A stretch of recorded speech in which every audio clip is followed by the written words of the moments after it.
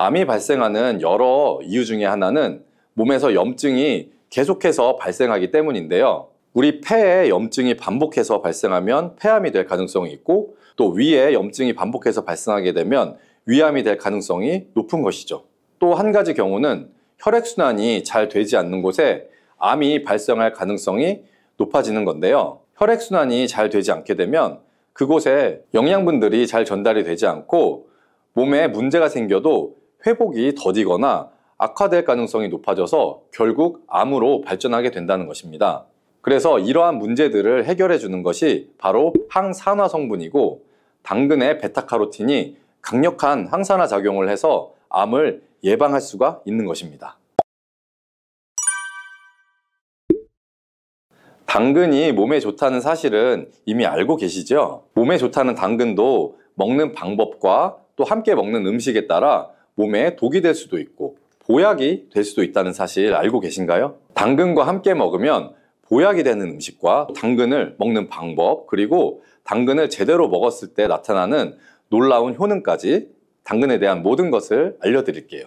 연예인이 약 3주 동안 11kg를 감량했다고 하는 당근 다이어트 방법도 영상 뒷부분에 있으니 끝까지 시청해 주세요. 그럼 당근에 대한 모든 것 바로 시작합니다.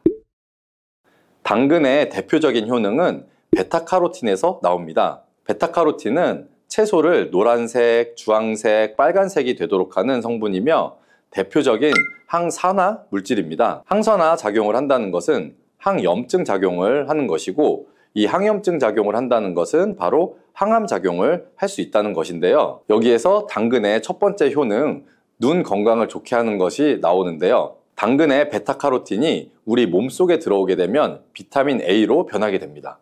비타민 A는 눈 건강을 좋게 하는 성분이죠. 당근을 먹으면 눈이 좋아진다는 말을 많이들 들어보셨을 텐데요. 눈 건강을 위해 요즘에 루테인을 드시는 분들이 점점 많아지고 있죠. 그렇다면 눈에 좋다는 루테인 영양제를 먹는 것과 당근을 먹는 것은 어떤 차이가 있을까요? 영양제와 당근에는 모두 비타민 A, 루테인, 지아잔틴 등이 들어있어서 이 시력을 유지하고 눈의 노화를 방지해주며 황반변성 등의 질환도 예방을 해주게 됩니다.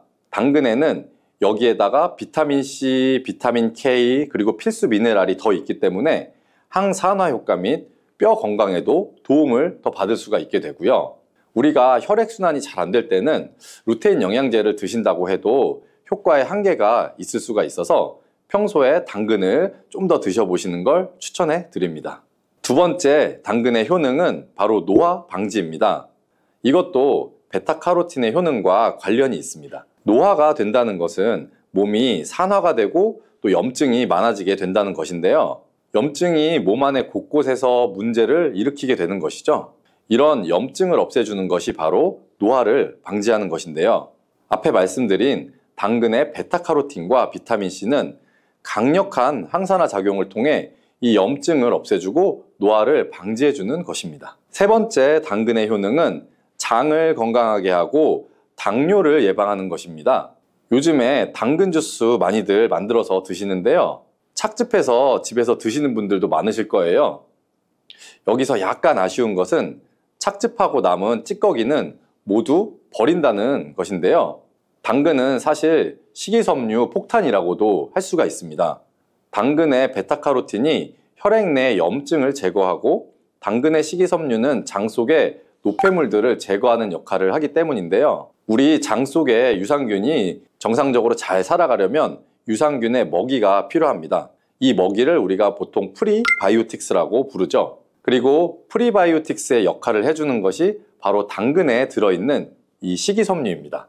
식이섬유는 당을 흡착해서 배출해주는 효능이 있죠. 이 효능은 당이 우리 몸에 흡수되는 속도도 늦춰주고 혈당이 급격하게 오르는 것을 막아주게 됩니다. 이런 과정은 당뇨를 예방하는 데 아주 탁월한 효능을 발휘하게 되는 것이고요.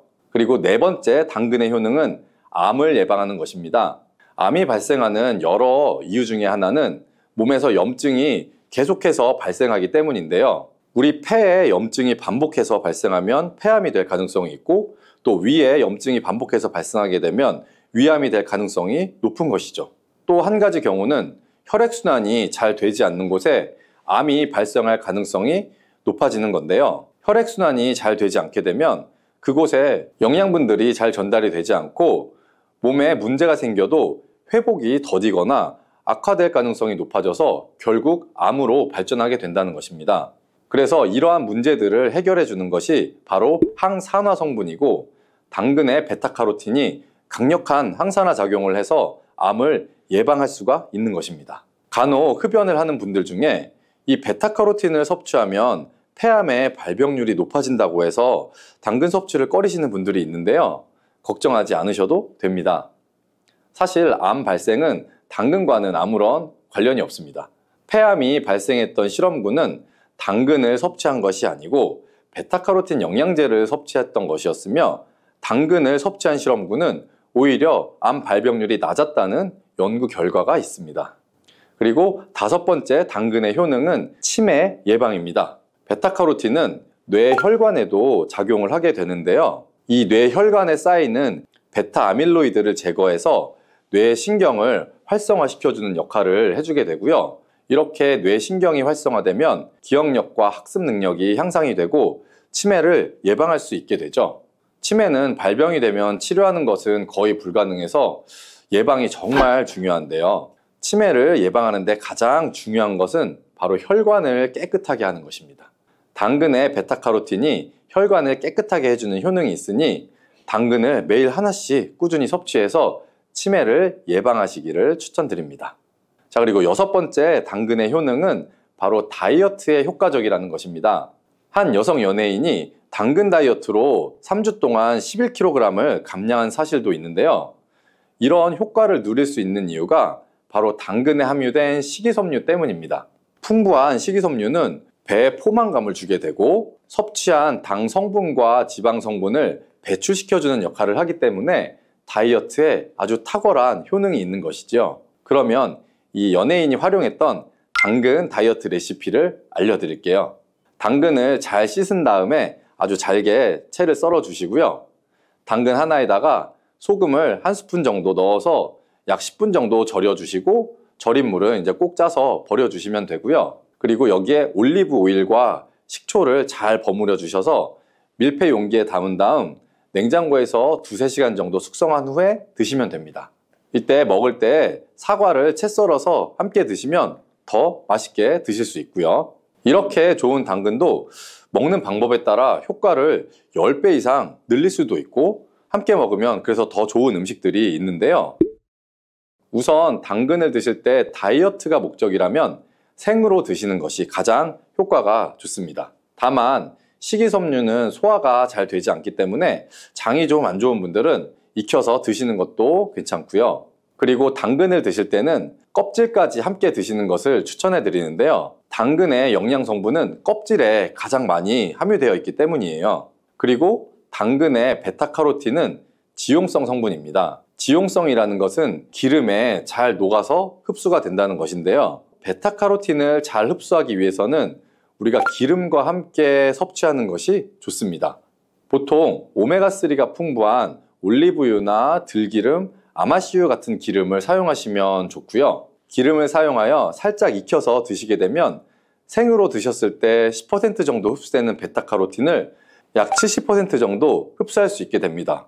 엄청난 차이죠? 우리가 기름에 볶을 때는 너무 오래 익히지 말고 살짝만 익혀서 드시는 것이 좋습니다. 너무 오래 볶으면 오메가3를 함유한 기름도 산패가 될 수 있기 때문에 문제가 될 수 있고요. 그래서 약간만 볶아주시면 됩니다. 그리고 마지막으로 함께 먹으면 좋은 음식들을 알려드릴게요. 몇 년 전부터 유행하고 있는 주스가 있죠. 바로 ABC 주스라고 하는데요. 여기에 들어가는 재료는 사과, 비트, 그리고 당근이죠. 이 3가지를 함께 갈은 다음에 주스로 마시면 항산화 폭탄 주스를 마시게 되는 것인데요. 이 3가지 중에 비트의 효능이 혈관을 확장시켜주는 역할을 합니다. 풍부한 항산화 성분들이 확장된 혈관을 따라서 온몸으로 구석구석 공급돼서 혈관을 깨끗하게 해주고 염증을 제거하여 각종 질병을 예방할 수 있게 되는 것이죠. 다만 비트에는 옥살산이 함유되어 있는데 이 옥살산이 신장의 결석을 유발할 수 있기 때문에 신장이 약하신 분들은 약간의 주의가 필요하고요. 그래서 요즘에는 이 비트를 빼고 사과, 양배추, 당근 이렇게 세 가지를 넣은 ACC 주스도 많이 드시는데요. 양배추는 우리 몸에 진액을 보충해 주어서 점막을 촉촉하게 해주는 효능이 있기 때문에 외부로부터 들어오는 바이러스와 이물질을 배출시켜 주는데 탁월한 효능이 있습니다. 그리고 항암 효과를 극대화시켜 줄 수 있는 음식도 하나 알려드릴게요. 바로 브로콜리와 단호박을 당근과 함께 드시면 되는데요. 이 세 가지를 생으로 그냥 드시는 것보다 찜기에 넣고 쪄서 드시면 흡수율을 훨씬 높일 수가 있고요. 여기에 올리브 오일과 약간의 소금을 넣고 물과 함께 섞어서 드시면 아주 맛도 좋고 건강에도 좋은 강력한 항암 주스로 드실 수가 있습니다. 여러분, 칼슘이 뼈를 이루는 주 성분인 거 잘 알고 계시죠? 마그네슘은 이런 필수 미네랄인 칼슘의 흡수를 도와주기 때문에 녹두가 뼈 건강에도 놀라운 효능을 발휘를 할 수가 있는 거죠. 그런데 녹두는 기본적으로 성질이 차기 때문에 몸이 찬 분들은 좀 주의해서 드시는 게 좋고요. 그래서 녹두의 껍질을 벗기고 드시는 분들도 있습니다. 하지만 마늘이랑 같이 드시면 몸이 좀 찬 분들도 조금 더 편하게 녹두를 드실 수가 있습니다. 왜냐하면 마늘은 녹두와 반대로 따뜻한 성질이 있죠. 그래서 같이 복용하시면 녹두의 찬 성질을 중화시켜 줄 수가 있어요. 또 이뿐만 아니라 마늘이 대표적인 사실 알고 계시나요? 녹두는 이렇게 드셔야 당뇨가 예방이 되고 혈당이 쑥 떨어집니다. 한의학에서는 약으로 사용할 정도로 아주 약효가 뛰어난 식재료가 바로 녹두예요. 우리 선조들은 이 약효를 잘 알고 일반 가정에서도 많이 사용을 했었고요. 이런 녹두가 만병의 근원인 고혈압과 당뇨에도 좋다는 사실 알고 계셨나요? 그런데 이렇게 좋다는 녹두도 우리가 잘 알고 먹어야 되는데요. 잘못 드시면 우리 몸에 독이 될 수도 있고 반대로 잘 알고 드시면 보약이 될 수도 있기 때문입니다. 그러면 녹두는 어떻게 또 무엇과 먹어야 되고 녹두를 드실 때 주의할 점은 무엇인지 모두 알려드릴게요. 보통 녹두의 약간 거친 식감을 좀 싫어하시는 분들이 많은데 그래서 껍질을 까고 녹두 속 알맹이만 드시는 경우들이 있죠. 근데 녹두에 놀라운 효과를 가진 영양 성분들은 거의 다 껍질에 있기 때문에 녹두 껍질은 반드시 함께 드셔야 돼요. 녹두에는 기본적으로 식이섬유가 아주 풍부하게 들어있고 소화를 돕는 효소가 많아서 소화가 잘 안 되는 분들이 드시면 도움이 많이 되고요. 녹두에 풍부하게 들어있는 식이섬유가 우리의 장 운동을 활발하게 해서 변비에도 도움이 될 수 있고 소화를 돕는 효소가 장내의 유익균을 풍성하게 해주기 때문에 장 건강을 전반적으로 개선하는 데 도움을 줄 수가 있습니다. 그래서 우리 선조들은 기력이 많이 약해진 환자에게 녹두죽을 먹여서 몸을 회복시켜 주기도 했었어요. 그만큼 몸이 약해진 환자들의 몸에도 흡수가 아주 잘 될 만큼 녹두가 우리 몸에 좋다는 거겠죠. 놀랍게도 녹두에는 마그네슘, 칼슘과 같은 미네랄 성분들도 아주 풍부한데요. 이 풍부한 칼슘은 골다공증을 예방해주고 뼈를 튼튼하게 하는 효과가 있습니다.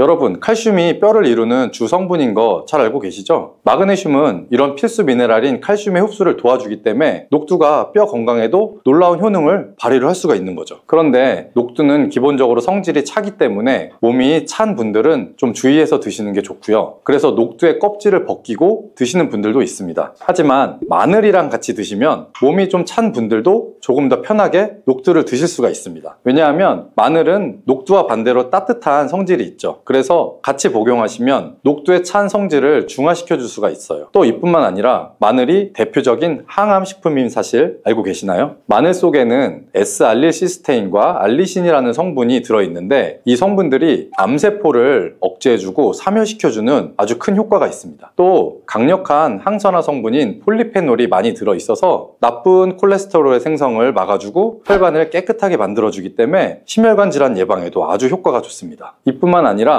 체내의 지방의 대사를 촉진시켜 주는데 다이어트 하시는 분들 많죠. 이 다이어트에 큰 도움이 될 수 있습니다. 지방 분해를 통해서 체지방을 제거해주고 비만을 예방하는 효과가 함께 있는 거죠. 그래서 마늘을 녹두와 함께 드시면 시너지 효과를 낼 수 있기 때문에 우리 몸에 더 보약으로 쓸 수가 있는 겁니다. 그러면 이 마늘이랑 녹두를 함께 먹을 수 있는 방법을 좀 알아볼게요. 가장 간단한 방법은 바로 마늘 녹두밥을 지어서 먹는 건데요. 녹두를 물에 충분히 불린 다음에 밥을 하시면 이 녹두 껍질에 있는 그 거친 식감들을 많이 완화를 시켜서 편하게 드실 수가 있습니다. 그리고 우리가 녹두하면 생각나는 대표적인 음식이 있죠. 바로 녹두 빈대떡이죠. 아주 맛있죠. 맛있는 녹두 빈대떡에 돼지고기를 갈아서 함께 부쳐서 먹기도 하죠. 이 방법이 영양학적으로 아주 탁월한 조합이 됩니다. 왜냐하면 녹두에 부족한 필수 아미노산인 트립토판 같은 성분이 돼지고기에 풍부하게 들어있기 때문이에요. 트립토판이나 이제 메티오닌 같은 필수 아미노산은 우리 몸에서 기본적으로 합성이 되지가 않습니다. 그래서 반드시 우리가 음식을 통해서 섭취를 해야 하고요. 돼지고기에는 이런 아미노산이 많이 들어있기 때문에 우리가 나이가 들면서 기력이 떨어지고 처지시는 분들이 녹두와 돼지고기를 함께 드시게 되면 기력을 회복하는데도 아주 좋은 효과를 보실 수가 있습니다. 또 돼지고기에는 단백질이 풍부하기 때문에 근육을 튼튼하게 해주는 데도 도움을 주고 풍부한 비타민 B1이 우리 몸의 피로회복과 신경을 안정시키는 데도 매우 효과가 좋습니다. 또 돼지고기에는 철분도 아주 풍부해서 나이가 들면서 부족해지는 철분을 보충하는 데도 아주 좋은 효과를 볼 수가 있고요. 그리고 필수 지방산인 리놀레산이 많아서 동맥경화나 고혈압 같은 성인병을 예방할 수 있고 아연이나 셀레늄, 비타민 B6 등의 영양소는 우리 몸의 면역력을 강화하는 데에도 도움을 주거든요. 녹두는 또 혈당을 낮춰주고 인슐린 감수성을 높여주는 효능이 있어서 당뇨 관리에도 너무 좋은 식품입니다. 풍부한 식이섬유가 소장에서 당의 흡수를 지연시켜주기 때문인데요. 또한 다양한 미네랄과 비타민이 당뇨로 인한 합병증을 예방하는 데에도 좋은 효과가 있고요. 이때 녹두를 팥이랑 함께 드시면 이런 효과가 매우 높아집니다. 왜냐하면 팥은 강력한 항산화 성분인 안토시아닌이 풍부하게 들어있고 혈관의 활성산소를 제거해주고 혈관 세포의 손상을 예방해줘서 혈관을 깨끗하고 아주 건강하게 만들어줄 수가 있는 겁니다. 2014년에 발표된 한 연구에서 팥을 섭취하면 어떤 이점이 있는지가 나왔는데요. 2형 당뇨병 환자의 혈당 수치와 인슐린 저항성을 개선하는 데 도움이 되는 것으로 보고가 됐습니다. 이 연구에서는 약 4주 동안 매일 팥을 섭취하게 했는데 그 결과 당뇨 환자들의 공복 혈당 수치가 약 평균 19.5%가 감소했고 또한 인슐린 저항성이 감소하는 결과를 볼 수가 있었어요. 또 팥은 쌀의 10배 이상 그리고 바나나의 약 4배 이상 많은 칼륨이 함유되어 있는데요. 칼륨은 몸 안에 있는 나트륨을 배출하는 데 도움을 주고 당뇨 환자의 신장 기능을 강화시켜 줄 수 있고 혈압의 상승을 억제해 주는 효과가 있습니다. 또 팥은 우리가 한의원에서 다이어트를 위한 처방을 할 때도 많이 쓰이거든요. 그 이유가 뭐냐 하면 팥에 들어있는 이 풍부한 칼륨 때문인데요. 칼륨이 이뇨작용을 통해서 우리 몸에 이 부종을 줄여줄 수가 있습니다. 붓는 거를 빼주는 거죠. 그래서 보통 지방이 몸에 잘 쌓여서 살이 잘 붓고 찌는 분들이 팥을 드시면 아주 좋은 효과를 볼 수가 있습니다. 한 실험에서 실험쥐에게 팥 추출물을 먹여본 적이 있었는데요. 그랬더니 근육 손실 없이 체지방 함량이 약 30%가 줄었고 몸무게도 37% 정도 감소한 결과를 발표했었어요. 정말 큰 효과죠.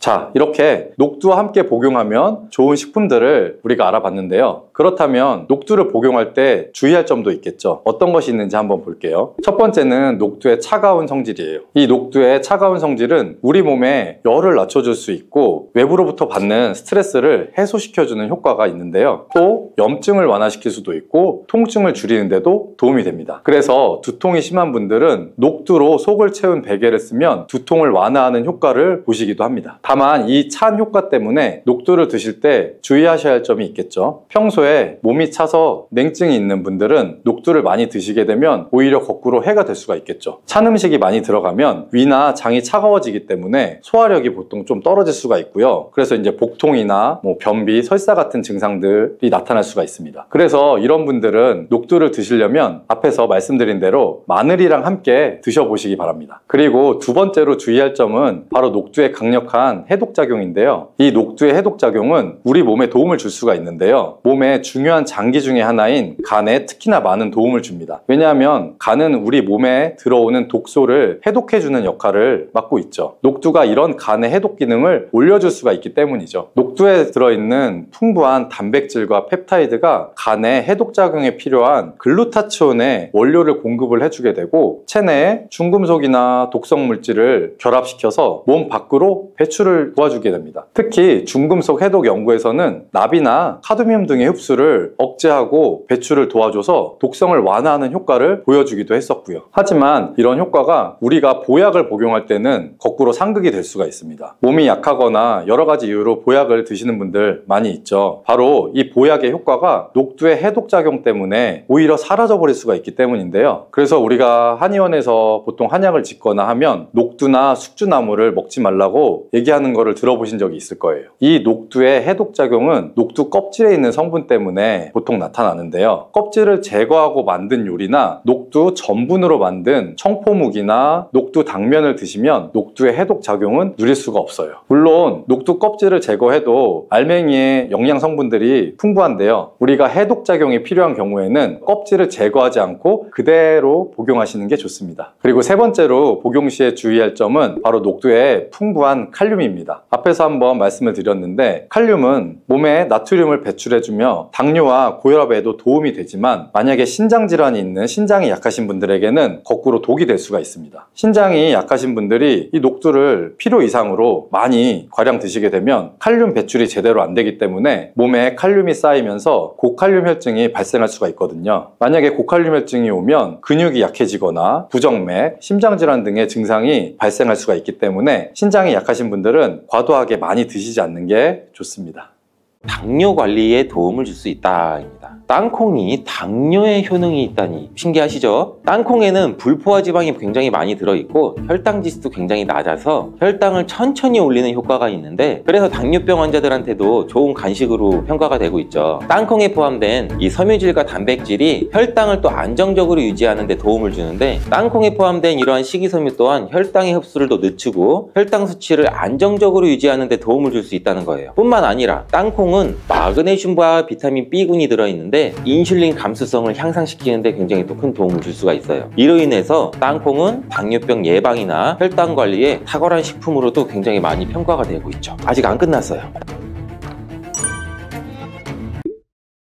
혈관을 깨끗하게 하고 당뇨를 예방하려면 땅콩을 이렇게 드셔야 합니다. 여러분, 땅콩 좋아하시는 분 있으신가요? 저는 땅콩과 건어물 같은 거 안주로 굉장히 좋아하는데 이런 맛있는 땅콩이 건강에 굉장히 좋은 효능이 많다는 거 혹시 아시나요? 심심풀이 땅콩이라는 말이 있을 정도로 땅콩은 우리에게 굉장히 친숙한 음식이죠. 하지만 땅콩의 그 놀라운 효능을 제대로 아시는 분은 많이 없을 거예요. 땅콩이 얼마나 우리 몸에 좋은 영향을 미치는지 그리고 어떻게 섭취하면 더 좋은 효과를 볼 수 있는지 오늘은 땅콩에 대해서 한번 자세히 알아보는 시간을 가질게요. 어렸을 때 키가 작은 친구를 땅콩 같다고 많이 놀렸죠. 이 작은 땅콩 한 알에는 단백질, 지방, 탄수화물, 식이섬유 같은 거는 물론이고 비타민 E, B, 칼륨, 마그네슘, 철분, 폴리페놀, 플라보노이드 이렇게 몸에 좋은 영양소가 굉장히 풍부하게 들어있는데 이렇게 영양이 풍부하고 맛도 고소한 땅콩의 놀라운 효능 7가지를 제가 지금 바로 소개해 드릴게요.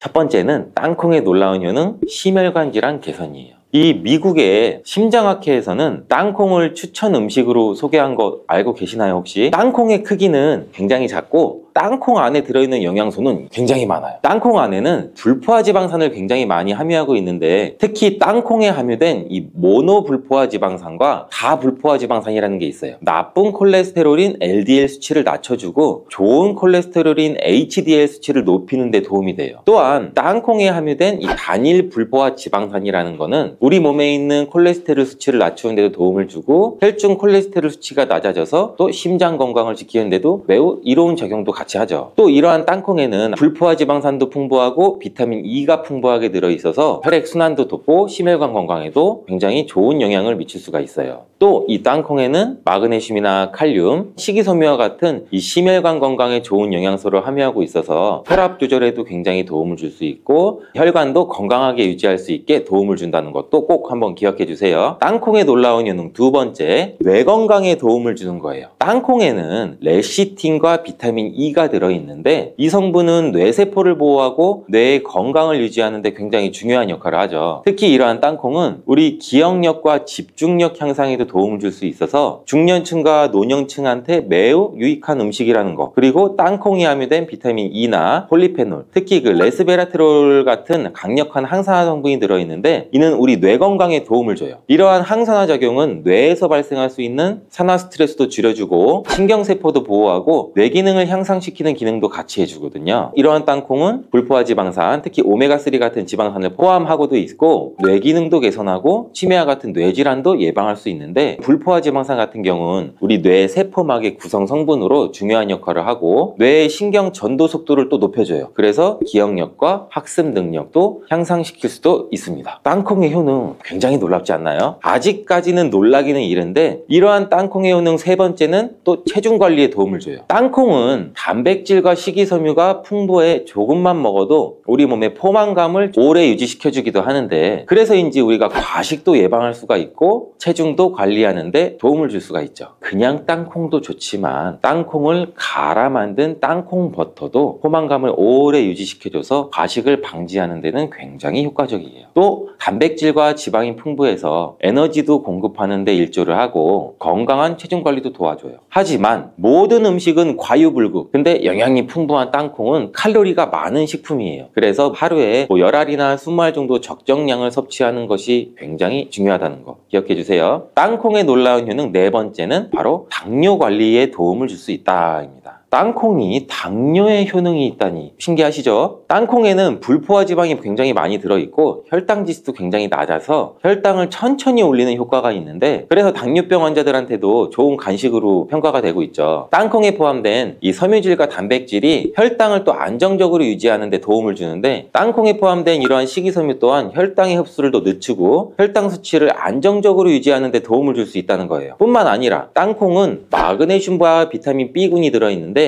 인슐린 감수성을 향상시키는 데 굉장히 또 큰 도움을 줄 수가 있어요. 이로 인해서 땅콩은 당뇨병 예방이나 혈당 관리 있죠. 아직 안 끝났어요. 땅콩의 효능 다섯 번째, 피부 건강에도 도움을 주는 거예요. 땅콩에 들어있는 이 비타민 E와 항산화 물질들이 피부를 건강하게 유지하는 데 또 좋은 영향을 줄 수가 있는데 땅콩에 들어있는 비타민 E는 피부 세포를 유해한 자유 라디칼로부터 보호하고 피부 노화를 지연시키는 데도 굉장히 중요한 영향을 줘요. 이 성분은 피부의 탄력을 유지하고 주름을 예방하는 데도 굉장히 효과적이고 피부의 노화도 방지해주고 염증도 줄여줘요. 또 우리 피부를 매끄럽고 촉촉하게 만들어주기도 하죠. 그래서 이 땅콩은 굉장히 아름다운 피부를 위한 좋은 식품이기도 하죠. 땅콩에 포함된 불포화 지방산, 특히 올레산과 리놀렌산은 피부의 수분 유지를 도와서 이 밸런스를 유지를 시켜줘요. 그래서 피부가 건조해지지 않도록 하고 염증도 줄여주고 트러블도 완화하는 데 굉장히 큰 도움을 줄 수가 있죠. 뿐만 아니라 땅콩에는 아연도 포함되어 있어요. 피부 상처 치유도 돕고 여드름과 같은 피부 쪽은 피부 문제를 개선하는 데 굉장히 또 놀라운 효능이 있는 성분들도 들어있습니다. 땅콩의 효능 여섯 번째, 소화 건강에도 도움을 줄 수가 있어요. 땅콩에는 이 식이섬유가 풍부해서 소화 시스템에 좋은 영향을 주는데 식이섬유는 장의 움직임을 촉진시키죠. 변비도 예방해 줄 수 있고 장내에 유익한 미생물의 활동을 도와서 장 건강에 매우 좋은 환경을 만들어줘요. 또한 땅콩에 포함된 불용성 섬유는 특히 장을 자극해서 배변을 원활하게 하고 장의 건강을 유지하는 데 중요한 역할을 하는데 이 섬유는 장에서 물을 흡수해서 변을 또 부드럽게 만들어주기도 하죠. 땅콩의 놀라운 효능 일곱 번째, 좋은 단백질과 건강한 지방 섭취에 굉장히 좋은 공급원이에요. 땅콩을 고기나 다른 동물성 단백질에 비해 지방이 적어요. 또 채식주의자나 비건이 단백질을 섭취할 때 유용한 대체 식품이 될 수 있는데 100g 정도의 땅콩은 약 25g에서 30g 정도의 단백질을 함유하고 있다는 거 아세요? 우리가 흔히 좋은 단백질 공급 식품이라고 생각하는 닭가슴살 단백질의 함량이 100g당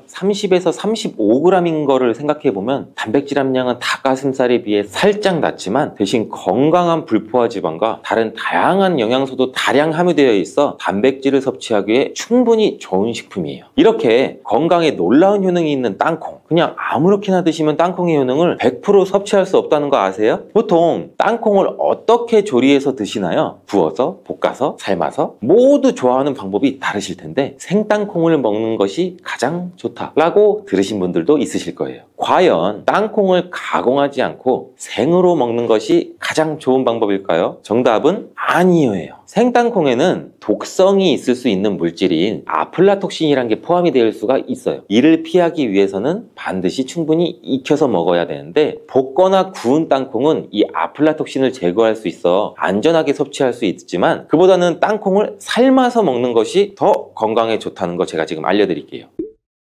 땅콩을 삶았을 때는 더욱 건강에 좋은 이유가 몇 가지가 있는데 첫 번째는 삶은 땅콩은 볶은 땅콩에 비해서 항산화 성분이 더 많아요. 볶을 때 일부 항산화 성분이 파괴될 수도 있고 또 땅콩의 껍질에는 이 폴리페놀과 레스베라트롤 같은 이 항산화 성분이 풍부하게 함유되어 있기 때문에 땅콩을 볶은 뒤 버리는 껍질은 이런 몸에 유익한 성분들을 적게 섭취할 수밖에 없겠죠. 또 두 번째는 삶은 땅콩은 과일산이 더 적어요. 그리고 식이섬유도 풍부한데 이로 인해 소화가 용이할 수가 있어요. 세 번째는 삶은 땅콩은 아크릴아마이드라고 하는 발암물질도 덜 생성이 돼요. 아크릴아마이드는 고온에서 볶을 때 발생할 수 있는데 삶는 과정에서는 이 유해물질이 생성되지 않아요. 이제는 건강을 위해서는 땅콩을 삶아 드셔야 된다는 거 아시겠죠? 하지만 땅콩을 섭취하기 번거롭거나 조금 더 쉽게 섭취하고 싶으신 분도 있을 거예요. 이런 분들은 땅콩 버터를 드시면 돼요. 땅콩 버터를 땅콩에 버터를 넣어가지고서 비비는 거 아니야 뭐 이런 식으로 생각을 했는데 그게 아니고 땅콩을 계속해서 갈게 되면 크림과 같은 형태로 변하게 돼요. 근데 이게 마치 버터처럼 부드러워서 땅콩 버터라고 부르는 거죠. 땅콩 버터는 땅콩의 영양소를 그대로 담고 있어서 섭취할 때 매우 편리한데 가공된 땅콩 버터에는 설탕이나 염분이 추가될 수가 있어요. 첨가물이 없는 순수한 땅콩 버터를 선택하는 게 좋겠죠. 땅콩 버터는 샐러드 드레싱에 넣거나 뭐 통밀빵 같은 데 발라 먹으면 더욱 건강하고 맛있게 섭취할 수가 있겠죠. 맛도 좋고 건강에도 좋은 이러한 땅콩, 이렇게 좋은 땅콩도 섭취할 때 주의할 점이 있다는 거 알고 계시죠? 제가 지금 말씀드릴게요.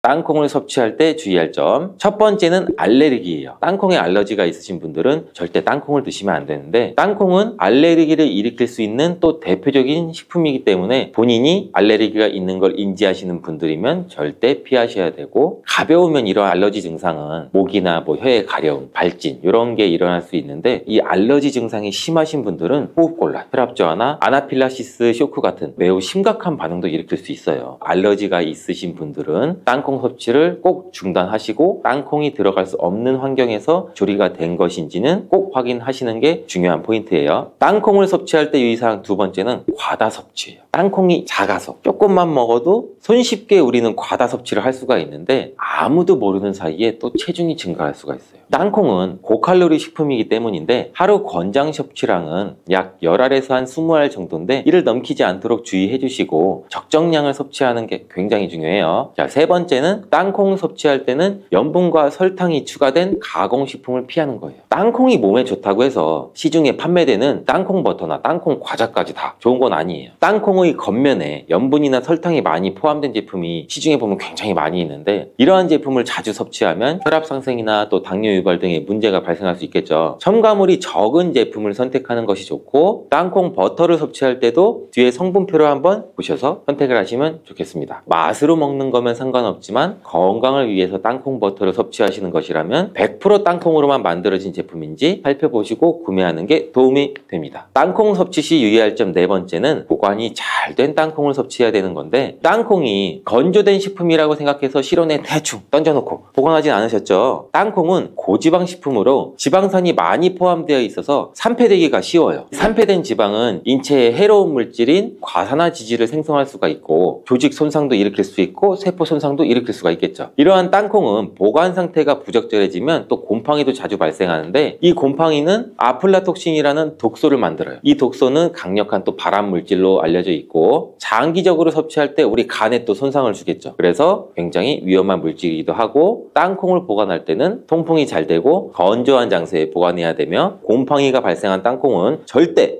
섭취해서는 안 됩니다. 신장 기능이 약하신 분들은 칼륨을 과다하게 섭취가 될 때는 문제가 될 수가 있어요. 칼륨이 신장에 부담을 줘서 부종이나 혈압 상승 등의 문제가 발생할 수 있기 때문인데, 특히 소화 기능이 약한 분들, 위장이 약한 분들, 위장에 민감하신 분들은 껍질이 소화되지 않거나 불편감을 느낄 수가 있는데, 단호박의 효능 100%로 섭취하는 방법 지금 바로 소개해 드릴게요. 첫 번째는 침침한 눈이 밝아지고 뱃살이 쏙 빠지려면 단호박을 이렇게 드셔야 됩니다. 호박이 넝쿨째 굴러 떨어졌다 라는 표현 굉장히 많이들 들어보셨죠? 큰 힘을 들이지 않으면서 우연하게 좋은 일이 생기거나 큰 성과를 거둘 때 이런 속담이 쓰이죠. 옛부터 단호박 자체는 그 자체로 맛있고 영양가가 풍부한 식품으로 굉장히 많은 사랑을 받아온 채소예요. 이 맛있는 단호박이 우리의 건강에 다양한 효능을 제공하는 사실도 여러분들도 많이 아실 거예요. 단호박의 효능, 그리고 단호박에 대한 건강한 삶을 사는데 도움이 되는 정보들 우리 한번 같이 알아볼게요.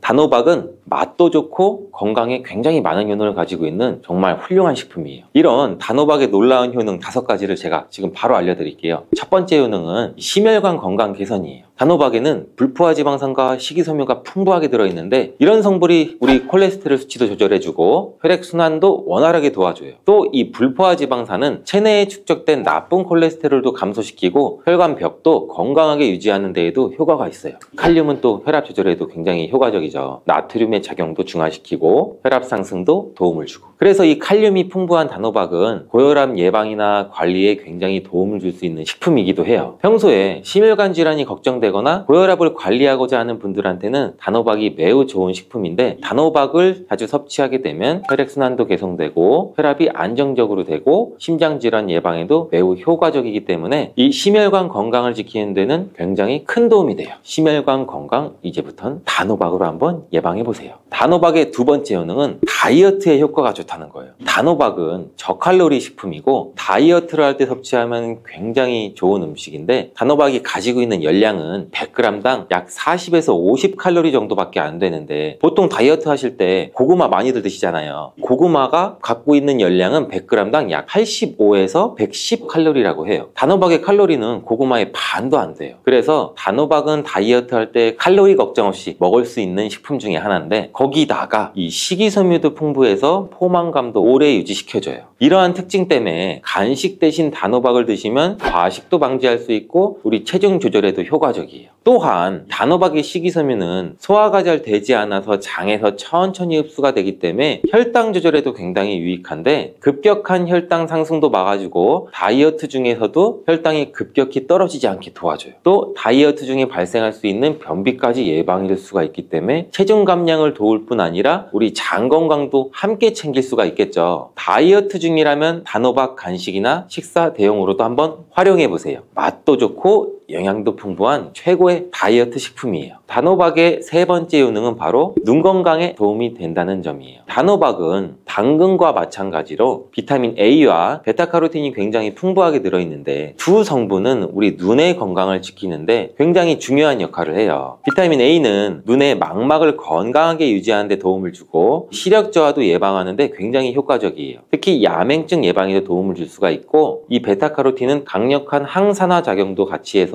우리 눈의 피로도 덜어줘요. 눈의 노화를 늦추는데도 도움을 줄 수가 있겠죠. 혹시 하루 종일 스마트폰을 보고 모니터를 많이 보고 계시지 않으세요? 화면을 계속 들여다보는 현대인들한테는 단호박에 들어있는 비타민 A, 특히 중요한 영양소라고 할 수 있는데, 눈이 피로하거나 건조감을 느끼시는 분들한테는 단호박은 자연적인 해결책이 또 될 수가 있어요. 단호박을 섭취하면 눈 건강도 지키고 나이가 들면서 생길 수 있는 시력 저하나 노화 방지에도 도움을 줄 수 있는 식품이에요. 단호박은 정말 건강에 많은 이점이 있는 식품이죠. 단호박의 놀라운 효능 네 번째는 면역력 강화죠. 단호박에는 비타민 C와 아연이 풍부하게 들어있죠. 비타민 C는 면역세포를 활성화시켜서 감염 예방에 큰 도움을 주고, 아연은 또 백혈구의 생성도 돕고 체내에서 염증 반응도 조절하고, 단호박은 면역력도 길러주는 성분도 들어있다. 이렇게 알고 계시면 되는데, 겨울이나 특히 환절기, 감기나 독감 예방을 위해서도 면역력 증가도 원하시면 단호박을 또 꾸준히 섭취하는 게 굉장히 좋은 식습관이 되겠죠. 또 자주 피로감을 느끼거나 감기나 이런 데 쉽게 노출되시는 분, 단호박이 아주 좋은 식품이라는 거 알고 계시면 분명 도움이 되실 거예요. 단호박의 5번째 효능은 부종과 붓기를 개선하는 데 도움을 주는 거예요. 붓기에 호박이 좋다는 거 모르시는 분들 없을 거예요. 우리가 수술이나 시술을 받고 얼굴이 부을 때 약국만 가더라도 단호박즙 하시는 것도 많이 보셨을 거예요. 단호박에는 칼륨이 풍부하다고 말씀드렸는데 이 칼륨은 우리 몸에 있는 나트륨과 균형을 맞추고 몸 안에 불필요한 수분을 배출하는 역할을 해요. 그래서 부종도 완화하고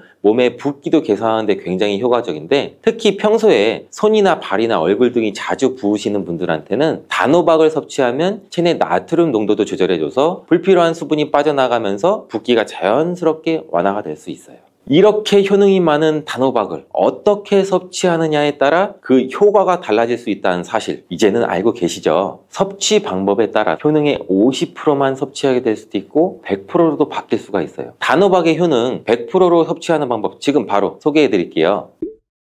첫 번째는 껍질까지 섭취하는 거예요. 단호박의 껍질은 과육과 견주어봐도 손색 없을 정도의 많은 영양소를 포함하고 있어요. 단호박의 껍질에는 대부분 폴리페놀이라는 게 함유되어 있고 드실 때는 꼭 껍질까지 함께 드시는 게 굉장히 중요한데, 단호박 껍질에는 단호박 속 알맹이에는 없는 페놀산이 들어있어요. 페놀산은 우리 노화도 방지해주고 혈액순환도 도와줘서 심혈관 질환 예방에도 굉장히 효과적이에요. 또 이 껍질에는 비타민 A랑 C 이러한 항산화 물질들이 포함되어 있어서 피부 건강과 면역력 강화에도 굉장히 효과적이에요. 그래서 단호박을 섭취할 때는 꼭 껍질까지 함께 드시는 게 좋은데, 물론 껍질을 드실 때는 꼭 깨끗하게 세척을 하고 농약이나 불순물 같은 게 묻어있지 않은지 잘 확인하고 드시는 게 중요하겠죠. 그리고 껍질이 두껍고 질기게 느끼신다면 부드럽게 찌거나 껍질째 구워서 섭취하면 훨씬 더 편안하게 드실 수가 있어요. 단호박은 버릴 게 하나도 없는 채소인데 호박잎도 몸에 굉장히 유익하다는 거 혹시 알고 계시나요? 호박잎은 비타민 A랑 C랑 칼슘, 철분이 풍부해서 뼈 건강에도 도움이 되고 항산화 성분도 많고 우리 몸에 염증도 들여주고 소화 기능을 돕는 데도 굉장히 효과적이에요. 특히 피로 회복에도 좋고 우리 몸에 독소를 배출하는 데도 도움을 줄 수가 있는데, 호박잎은 찜이나 국, 볶음 등으로 다양하게 요리해서 섭취할 수가 있고, 호박잎을 섭취하는 것도 단호박을 더 효과적으로 활용하는 좋은 방법이니 버리지 말고 꼭 같이 요리해서 드셔보세요. 단호박을 드실 때 호박씨 빼놓을 수 없죠. 호박씨가 수면내에 도움을 준다는 거 혹시 들어보셨어요? 호박씨에는 트립토판이라는 성분이 들어있어서 이 성분은 수면 개선에 큰 도움을 줄 수 있는 성분이에요. 트립토판이라는 성분은 우리 수면 리듬을 조절해주는 세로토닌과 멜라토닌으로 변환이 되는데, 불면증이나 수면의 질이 낮은 분들한테는 호박씨는 정말 유용한 식품이에요. 이 호박씨에는 또 단백질과 건강한 지방이 풍부해서 혈당 조절에도 도움을 줄 수가 있는데, 혈당이 급격히 오르거나 내리는 것도 막아주고 당뇨병 예방에도 굉장히 효과적이에요. 그래서 호박씨는 다이어트에도 매우 좋고 식사 후 간식으로 섭취하면 또 포만감도 오래 유지시킬 수가 있겠죠. 여담으로 우리 왜 다른 사람 단점을 뒤에서 막 얘기하는 거 보고 뒷담화 한다고 하잖아요. 근데 비속어로 호박씨 깐다 이러잖아요. 과연 어떤 것 때문에 이런 이야기가 나왔을까요? 저도 궁금해요. 혹시 아시는 분들 댓글 한번 달아주세요.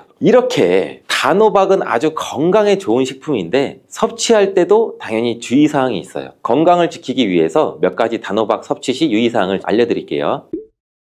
첫 번째는 껍질 섭취할 때 소화 불량을 일으킬 수가 있어요. 단호박의 껍질은 건강에 많은 효능이 있는데 소화가 어려운 경우도 있을 수가 있어요. 특히 소화 기능이 약한 분들, 위장이 약한 분들, 위장에 민감하신 분들은 껍질이 소화되지 않거나 불편감을 느낄 수가 있는데, 이러하신 분들은 단호박 껍질을 제거하고 속만 섭취하는 게 굉장히 좋아요. 아니면 껍질을 드실 때는 반드시 부드럽게 조리해서 소화 불량이나 복부 팽만감을 최대한 피하게 드시는 게 좋고요. 두 번째 유의사항은 알레르기 반응이에요. 단호박도 일반적으로 알레르기 반응을 일으키는 경우는 드물지만 일부 사람들은 또 호박에 알레르기가 있을 수가 있어요. 특히 호박이나 이 호박씨에 민감하신 분들은 섭취 후 발진이나 가려움증을 경험할 수가 있는데, 이러한 증상이 나타나시면 단호박 섭취를 바로 중단하시고 알레르기 전문의와 상담하는 것이 좋습니다. 알레르기 반응은 개개인마다 다르기 때문에 소량으로 섭취해서 반응을 확인해 보시고 본인 스스로가 챙기는 점 잊지 마세요. 단호박 섭취할 때 주의해야 할 사항 세 번째는 신장질환이 있으신 사람도 섭취에 주의해야 돼요. 단호박은 아까 칼륨이 풍부한 식품이라고 말씀드렸잖아요. 신장 기능이 약하신 분들은 칼륨을 과다하게 섭취가 될 때는 문제가 될 수가 있어요. 칼륨이 신장에 부담을 줘서 부종이나 혈압 상승 등의 문제가 발생할 수 있기 때문인데, 신장 질환이 있으신 사람은 칼륨 섭취를 조절해야 되므로 단호박을 섭취하기 전에는 반드시 의사와 상담하시는 것이 중요한 부분 중에 하나예요. 신장에 문제가 있으신 분들은 단호박 섭취 시 본인에게 맞는 양도 적절히 섭취해서 적당히 드시는 게 굉장히 중요합니다. 단호박 섭취 시 주의사항 네 번째는 다이어트 시 과잉 섭취예요. 단호박은 다이어트에 굉장히 좋은 식품이라고 말씀드렸잖아요. 근데 다이어트에 도움이 되는 단호박도 조리 방법에 따라서 칼로리가 달라질 수가 있어요. 예를 들어 단호박을 버터나 크림이나 고칼로리 재료와 함께 조리하게 되면 그만큼 칼로리가 높아져서 다이어트에 좋지 않을 수가 있겠죠. 다이어트를 하시는 분들은 단호박을 찌거나 구운 방법으로 조리해서 고칼로리 재료를 피하는 것이 건강하고 성공적인 다이어트를 위해서 꼭 필요합니다. 또한 단호박에 포함된 당분은 비교적 낮지만 당뇨가 있으신 사람도 과도하게 섭취하지 않도록 주의해야 돼요. 마찬가지로 다이어트 중에도 혈당의 급격한 상승을 막기 위해서 적정량 섭취하는 것이 중요한 포인트예요.